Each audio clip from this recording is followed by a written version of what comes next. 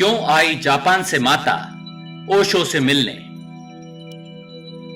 यह घटना 29 नवंबर 1989 की है। शाम के करीब 4 बजे थे। ओशो आश्रम पूना के प्रवेश द्वार पर काफी भीड़ थी। कई सन्यासी आश्रम के अंदर आना चाह रहे थे और कुछ बाहर जाने के लिए जमा थे। यह हर रोज होता था। ओशो के शाम के प्रवचन के पूर्व ऐसी ही हलचल होती थी। उस दिन आश्रम के प्रवेश द्वार पर सिक्योरिटी भी खूब थी। आश्रम पर हमले की आशंका बनी रहती थी। ओशो पर भी एक हमला हो चुका था, अतः सिक्योरिटी बढ़ा ली गई थी। बिना गेट पास के किसी को भी अंदर आने की इजाजत नहीं थी। आगंतुकों का बिना अपॉइंटमेंट आश्रम के अंदर प्रवेश असंभव था। कुछ देर पश्चात जब भीड़ थोड़ी छट गई तो सिक्योरिटी ऑफिसर ने देखा कि एक वृद्ध महिला चुपचाप कोने में खड़ी प्रतीक्षा कर रही थी। वह एक 81 वर्षीय सन्यासिन माताजी थी जो अपने 3 शिष्यों के साथ जापान के इनोशिमा शहर से आश्रम आई थी। वह कद में तो छोटी थी पर ओहदे में बड़ी थी। वह जापान के एक प्रसिद्ध बौद्ध मंदिर की मुख्य पुजारिन एवं गुरु थी। आश्रम के बाहर खड़ी वह सीमित अंग्रेजी में कहना चाह रही थी कि वह सिर्फ ओशो से मिलने जापान से भारत आई थी। दिक्कत यह थी कि उनके पास कोई अपॉइंटमेंट नहीं था। उन दिनों ओशो से मिलने हेतु अपॉइंटमेंट की जरूरत पड़ती थी। ओशो पर सिक्योरिटी रिस्क था और पूरी जांच पड़ताल के बाद ही अपॉइंटमेंट हो पाता था। परंतु इतनी दूर से आई इस वृद्ध महिला को लौटाना उचित न था, अतः एक जापानी ट्रांसलेटर की व्यवस्था की गई। ट्रांसलेटर की मदद से यह पता चला कि माताजी का नाम तमोसन था और वह जापान की एक जानी मानी प्रबुद्ध महिला थी जिन्होंने पर्यावरण सुरक्षा और संरक्षण जैसे कई मुद्दों पर विश्व स्तर पर महत्वपूर्ण भूमिका निभाई थी। माताजी का कहना था कि ओशो पूरी मानव जाति को मिला एक वरदान है। वह ओशो से मिलकर अपनी तपस्या शक्ति अर्पित करना चाहती थी ताकि ओशो दुनिया के पटल पर छा जाए।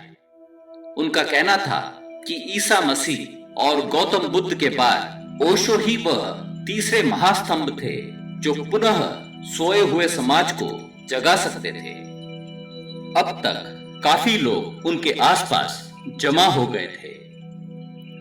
जब उनसे पूछा गया कि उन्हें ओशो की जानकारी कहां से मिली है तो माताजी बस मुस्कुरा दी।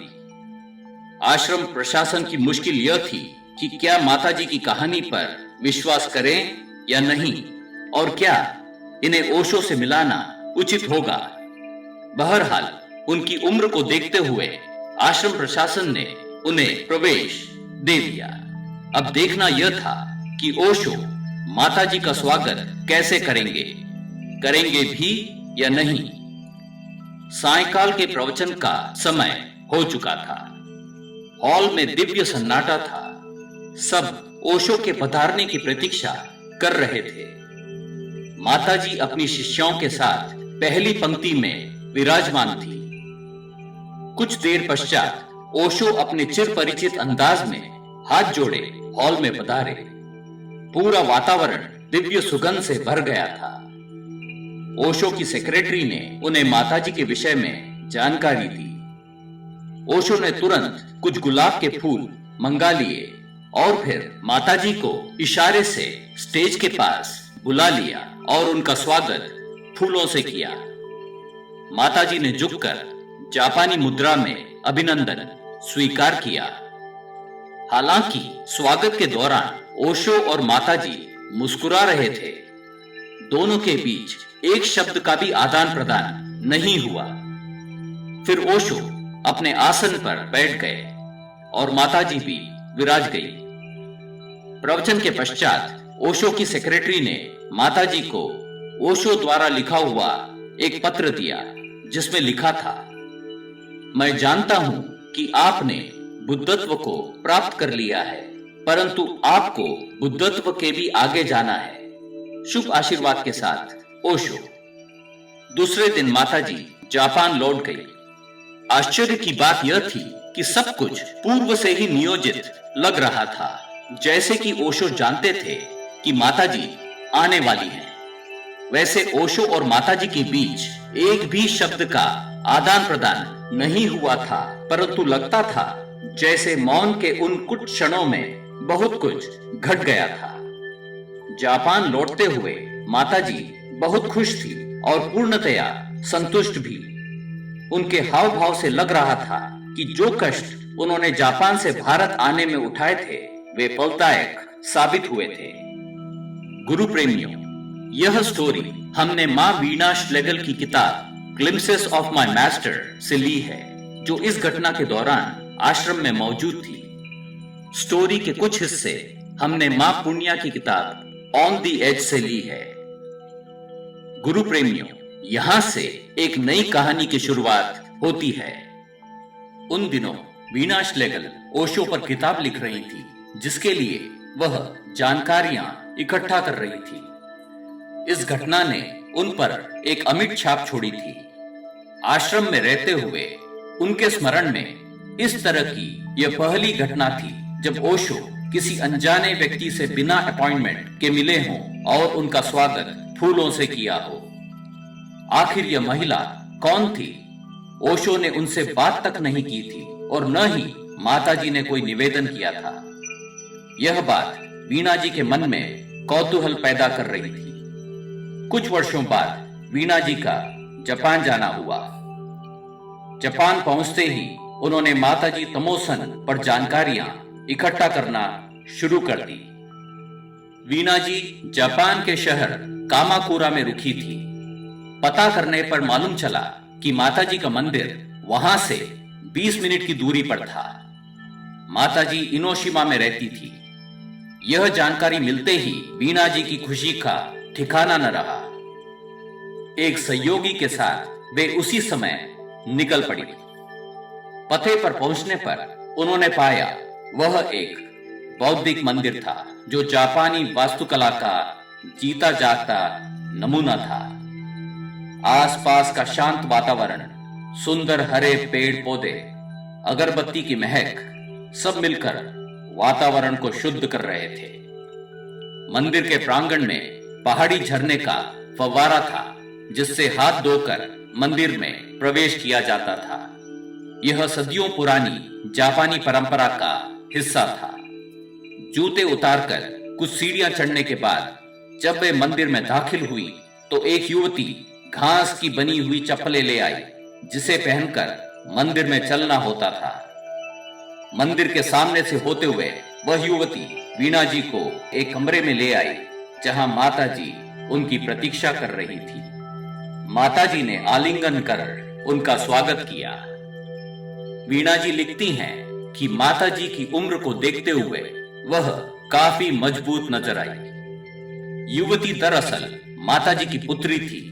वह अच्छी अंग्रेजी बोल लेती थी। उसने बताया कि माताजी आलिंगन और संगीत द्वारा शक्तिपात करती थी। अचानक वीणा जी को स्मरण आया कि जब माताजी पूना आश्रम आई थी, ओशो का हॉल में इंतजार करते हुए वह धीमे धीमे स्वर में कुछ गुनगुना रही थी, जिसे कई सन्यासियों ने सुना था। आलिंगन के बाद वीणा जी अपने शरीर में एक अजीब सी ऊर्जा को महसूस कर रही थी। फिर उन्हें जापानी चाय पिलाई गई। माताजी हाथ पकड़कर वीणा जी को बड़े प्यार से अपने कक्ष में ले गई, जहां एक छोटा सा मंदिर था। मंदिर के बीच में भगवान बुद्ध की मूर्ति रखी हुई थी। मूर्ति के बाईं ओर ईसा मसीह का क्रॉस था और दाईं तरफ ओशो का फोटो। ओशो का फोटो देखकर वीणा जी रोमांचित हो गई। माताजी मंदिर के सामने घुटने मोड़कर बैठ गई और जापानी मुद्रा में प्रणाम कर बोली, मैं तुम्हारे यहां आने का कारण जानती हूं, पर पहले मैं तुम्हें कुछ दिखाना चाहती हूं। पास ही के अलमारी से माताजी ने कुछ समाचार पत्रों की कटिंग और फोटो एल्बम निकाल लिया और दिखाने लगी। युवती ने बताया कि माताजी ने जापान विश्वविद्यालय से इकोलॉजी साइंस यानी पर्यावरण विज्ञान में डिग्री की उपाधि प्राप्त की थी। वह समय समय पर पर्यावरण सुरक्षा और संरक्षण से भी जुड़ी रही, जिसके कारण जापान में उनका बड़ा सम्मान था। फोटो एल्बम देखते हुए वीणा जी का ध्यान ओशो की फोटो पर टिका था। यह देखकर माताजी बोली, तुम्हें यह जानना आवश्यक है कि ओशो वे बुद्ध पुरुष हैं जिनका अवतरण मानव कल्याण के लिए हुआ है। तुम बहुत भाग्यशाली हो कि ओशो तुम्हारे गुरु हैं। ईसा मसीह और गौतम बुद्ध के बाद ओशो जैसे महापुरुष का अवतरण पूरे मानव जाति के लिए वरदान है। यह सब बताते हुए उनकी आंखों में अजीब सी चमक थी। वीणा जी अपने गुरु के बारे में यह सुनते हुए अत्यंत गौरव महसूस कर रही थी और अपने सुनहरे भाग्य पर परमात्मा को धन्यवाद दे रही थी। उन्हें ऐसा महसूस हो रहा था जैसे कि उनसे यह सब करवाया जा रहा था। उनका जापान आना और माताजी के मुख से ओशो के बारे में गोपनीय बातों को सुनकर वह भाव विभोर हो गई थी। उन्होंने कभी सोचा भी न था कि जिस ओशो को आश्रम में वे अक्सर मिलती थी, वे आध्यात्मिक दुनिया के ऐसे महास्तंभ थे जिन्हें माताजी जैसी बुद्ध महिला स्वयं ईसा मसीह और गौतम बुद्ध के बराबर का दर्जा दे रही थी। शाम का वक्त हो चला था, थोड़ा अंधेरा भी होने लगा था। वीणा जी ने अनुमति चाही तो माताजी ने खाकर जाने की आज्ञा दे डाली। कुछ देर पश्चात माताजी ने अपने हाथों से बनाई हुई मूलची खिलाई, जो एक प्रसिद्ध जापानी मिठाई है। खाने के पश्चात उन्होंने फिर से मेहमानों का आलिंगन किया और हाथ पकड़कर मंदिर के मुख्य द्वार तक ले आई। तब तक हल्की हल्की बर्फ गिरने लगी थी। लगता था मानो आसमान से रुई टपक रही हो, जो जमीन को छूते ही अदृश्य हो जाती। वीणा जी ने झुककर माताजी को प्रणाम किया, फिर अश्रुपूरित नैनों के साथ माताजी से विदाई ली। कुछ दूर चलने पर उन्हें पीछे से मधुर संगीत सुनाई पड़ने लगा। मुड़ने पर देखा कि माताजी अपने घुटनों पर बैठी जापानी मधुर संगीत गुनगुना रही थी और दोनों हाथों से आशीर्वाद भेज रही थी। वीणा जी लिखती हैं, यह दृश्य उनके मन पटल पर हमेशा के लिए अंकित हो गया। जो स्नेह और अपनापन माताजी ने दिया, ऐसा शुद्ध निर्मल प्रेम आज के युग में दुर्लभ है।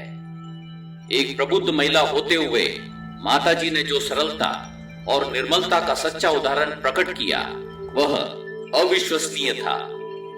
भारत लौटते हुए वीणा जी पूरे समय बस यही सोचती रही कि उनके धन्यवाद थे कि उन्हें ओशो जैसे सद्गुरु मिले थे। वह ओशो जिनसे सिर्फ कुछ क्षण मिलने हेतु 81 वर्ष की महिला जापान से भारत आई थी। एक ऐसी बुद्ध महिला जिन्हें जापान में यश प्राप्त था और जो स्वयं जानी मानी गुरु थी। गुरु प्रेमियों, माताजी तमोसन ने नवंबर 21, 2001 में अपना शरीर त्यागा। तब वह 92 वर्ष की थी। उनके निकटतम शिष्यों और मंदिर के कुछ सहयोगियों के अनुसार जब माताजी ने आखिरी सांस ली, तब पूरे कमरे में एक सुनहरी रोशनी विद्यमान हो गई। ऐसा लग रहा था जैसे पूरे कमरे में हल्की सौंधी रोशनी बिखर गई हो। कई लोगों ने इसे चमत्कार कहा। जो भी हो, ऐसे पुण्यात्मा बुद्ध महिला और सद्गुरु ओशो का मिलन एक अति दुर्लभ घटना है और हमारे लिए अत्यंत प्रसन्नता और आनंद देने वाला विषय है। हम दोनों महान गुरुओं को सादर प्रणाम करते हैं।